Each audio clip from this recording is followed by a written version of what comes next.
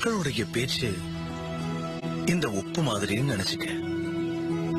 உன்னோட மனசும் மூளையும் தண்ணி நிறைஞ்ச இந்த பாத்திரங்களை போல. நீ உன்னுடைய மூளையையும் மனசையும் இந்த சின்ன பாத்திரம் மாதிரி நினைச்சுக்கிட்டேன்னா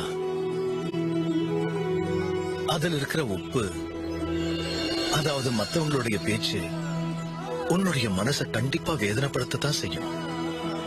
நான் சொல்றது புரியுதா?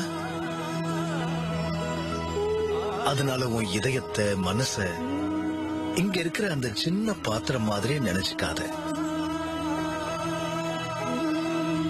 நீ கொஞ்சம் உன்னுடைய மனசையும் புத்தியையும் நல்ல பெருசாக்கிக்க.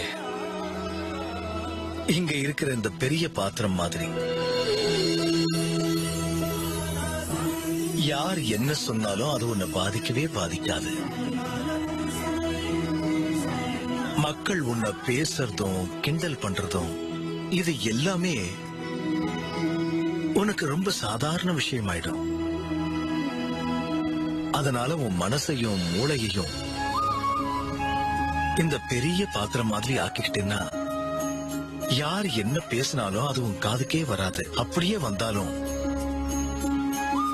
அது ஆழமா உன் மனச பாதிக்காது. ஒரு விஷயம் உனக்கு புரியவும் செய்யும். இந்த உலகத்துல இதை தவிர நிறைய விஷயங்கள் இருக்கு.